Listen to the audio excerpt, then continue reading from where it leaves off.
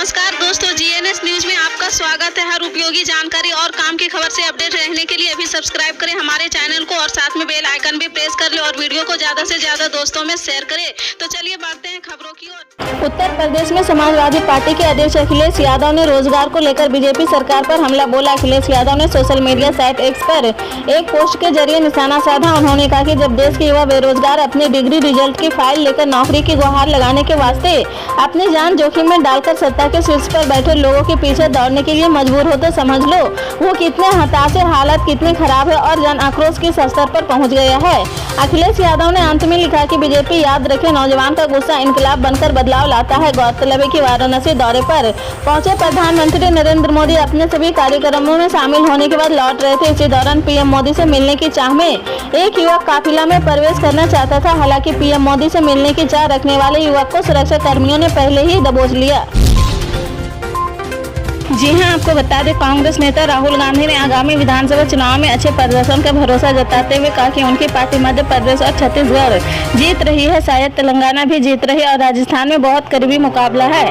Party को विश्वास है कि वहां भी जीत होगी। राहुल गांधी ने लोकसभा में बीएसपी नेता दानिश अली के खिलाफ बीजेपी सांसद रमेश बिधूड़ी की अपमानजनक टिप्पणी पर विवाद का भी जिक्र किया है। उन्होंने आरोप लगाया कि बीजेपी जातीय जनगणना की मांग से ध्यान भटकाने के लिए ऐसी रणनीति अपनाती है। उन्होंने जोर देकर कहा कि विपक्ष एक साथ काम कर रहा और बीजेपी 2024 के चुनाव को लेकर आश्चर्यचकित है। एक कार्यक्रम में राहुल गांधी ने कहा कि एक देश एक चुनाव के विचार का उद्देश्य लोगों के वास्तविक मुद्दों से ध्यान भटकाना है। उन्होंने जोर देकर कहा कि यह भाजपा की ध्यान भटकाने वाली रणनीतियों में से एक है। प्रधानमंत्री नरेंद्र मोदी ने शनिवार को हाल ही में नई दिल्ली में संपन्न हुए G20 शिखर सम्मेलन में तैनात सुरक्षा कर्मियों से मुलाकात की है। इन सुरक्षा कर्मियों को भारत आने वाले विदेशी मेहमानों की सुरक्षा की जिम्मेदारी सौंपी गई थी। इन सुरक्षा कर्मियों ने पीएम मोदी के साथ अपने अनुभव शेयर किए हैं। इस दौरान दिल्ली पुलिस में से एक इंस्पेक्टर सुरेश कुमार ने अपने आप बीती सुनाई है। उन्होंने कहा कि जब मैं ड्यूटी पर था तो मुझे सूचना मिली कि मेरी माँ को हार्ट अटैक के कारण अस्पताल में भर्ती करवाया गया है। इसके बावजूद मैंने अपनी ड्यूटी को जारी रखा है। मेरा एक मन कह रहा था कि मैं अपनी माँ के पास चला जाऊं, जबकि दूसरा मन कह रहा था कि नहीं, इस देश का गौरव है आप और अपनी ड्यूटी को कंप्लीट करूं। बहुजन समाज पार्टी के सांसद दानिश अली ने रमेश बिधूड़ी के बयान को लेकर कहा कि बीजेपी के सांसद ने सिर्फ एक समुदाय की नहीं बल्कि लोकतंत्र को शर्मसार किया है। अभी तक सड़कों पर लिचिंग होती थी, लेकिन अब सदन में भी लिचिंग होने लगी है। प्रधानमंत्री का अपमान करने के आरोपों को लेकर उन्होंने कहा कि बीजेपी का क्राइसिस मैनेजमेंट ग्रुप आधारहीन आरोप होकर है कि मैंने कई ऐसी टिप्पणी की है जिससे रमेश बिधूड़ी भड़के हैं। हालांकि सच्चाई यह है कि मैंने प्रधानमंत्री पद की गरिमा को बचाने का काम किया है। मीडिया में देखा कि किस तरीके से एक नैरेटिव बनाने की कोशिश की जा रही है। उन्होंने कहा कि बीजेपी के सांसद ने संसद में लोकतंत्र को शर्मसार किया है।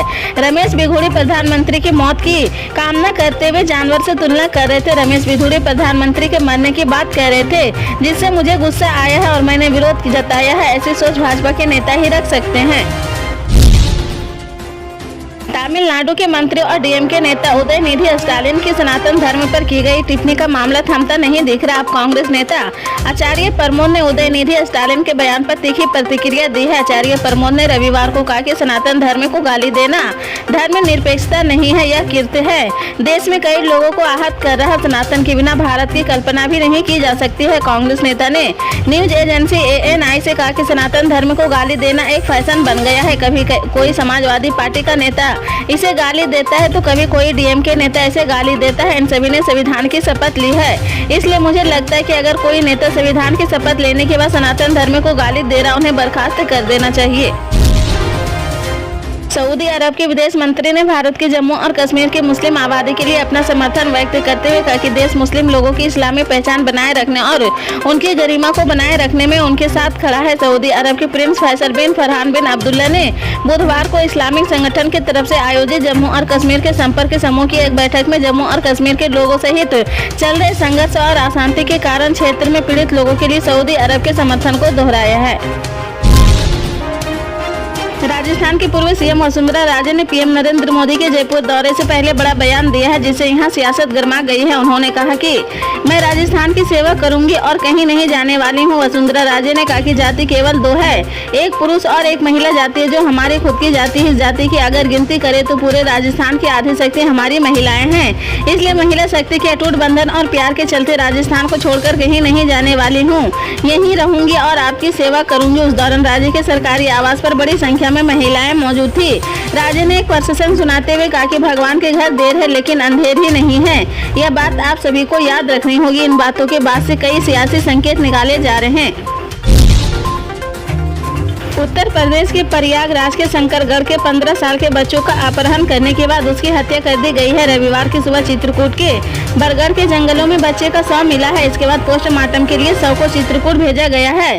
पोस्टमार्टम रिपोर्ट आने के बाद पुलिस को अपने जांच में मदद मिलेगी। दूसरी तरफ अपहरणकर्ताओं के साथ प्रयागराज पुलिस की मुठभेड़ हुई है। मुठभेड़ में 2 अपहरणकर्ता सुखदेव और संजय वर्मा उर्फ रत्नेश घायल हो गए हैं। शिवराज सरकार के कृषि मंत्री कमल पटेल मुआवजे के लिए आंदोलन कर रहे किसानों को पूरी प्रक्रिया से अवगत कराया है। इसके साथ ही स्पष्ट रूप से कहा कि यदि एक किसान का भी नुकसान हुआ तो उसकी भरपाई की जाएगी। मध्य प्रदेश में लंबे समय तक बारिश नहीं होने की वजह से सोयाबीन और धान की फसलों पर बुरा असर पड़ा है। किसानों का दावा है कि 10% से लेकर 70% तक फसलें खराब हुई है। इसके बाद जब बारिश का दौर शुरू हुआ तो अतिवृष्टि के कारण भी फसलों पर बुरा असर पड़ा है। इसी वजह से किसान आंदोलन पर उतर गए हैं। मध्य प्रदेश के कई जिलों में प्रदर्शन किया जा रहा। खरगोन में किसानों ने अर्धगलन हालत में प्रदर्शन किया है। इसी के चलते प्रदेश के कृषि मंत्री कमल पटेल अपनी ओर से किसानों से नई अपील की है। उनका कहना है कि जिन किसानों का नुकसान हुआ है उन्हें आवेदन बनाकर अपने जिले के कृषि अप संचालक, गाँव के ग्राम सेवक और फसल बीमा कंपनी के अधिकारी को देना चाहिए। इसके बाद अधिकारी सर्वे करेंगे और उचित मुआवजा दिया जाएगा। मुंबई एयरपोर्ट पर बम होने की झूठी कॉल करने वाले शख्स की तलाश की जा रही। पुलिस ने अज्ञात शख्स के खिलाफ मामला दर्ज कर लिया है। शाम एक अज्ञात शख्स ने कॉल कर जानकारी दी है कि मुंबई के अंतर्राष्ट्रीय एयरपोर्ट पर एक बैग में बम है। पुलिस ने बताया कि मुंबई एयरपोर्ट के अधिकारी ने पुलिस कंट्रोल को इस बात की जानकारी दी है, जिसके बाद तुरंत लोकल पुलिस स्टेशन को सूचित किया गया है। मुंबई के सारे पुलिस स्टेशन के अधिकारी ने बताया कि जानकारी मिलने के बाद अधिकारी और बम रखवाट की टीम एयरपोर्ट पर पहुंच गई है। इसके बाद जाँच पड़ताल की तो उन्हें कुछ नहीं मिला है।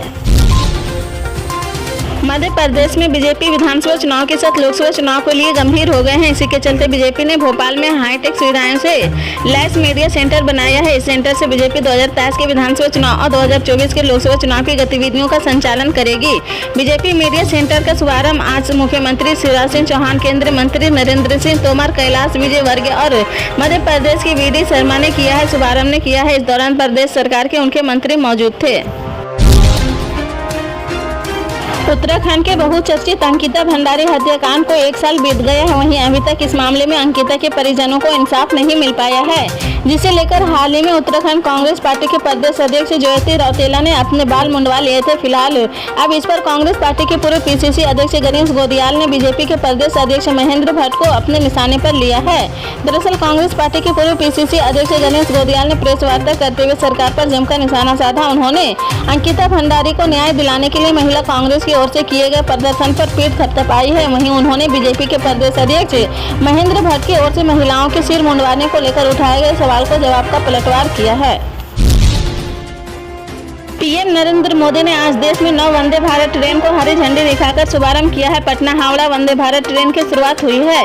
इसको लेकर पटना जंक्शन पर कार्यक्रम का आयोजन किया गया है, जिसमें केंद्रीय राज्य मंत्री नित्यानंद राय, केंद्रीय मंत्री अश्विनी चौबे पर बीजेपी के प्रदेश अध्यक्ष सम्राट चौधरी उपस्थित हुए हैं। वंदे भारत ट्रेन के लिए सभी ने प्रधानमंत्री नरेंद्र मोदी की जमकर तारीफ की है। इस मौके पर आरजेडी सुप्रीमो लालू प्रसाद यादव भी निशाने पर रहे।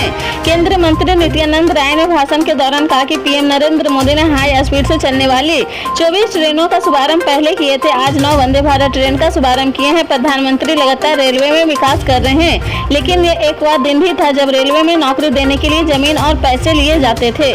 पल पल के अपडेट जानने के लिए जुड़े रहें आप अपने GNS न्यूज चैनल से। मिलते हैं अगली बड़ी खबर के साथ, तब तक के लिए जय हिंद।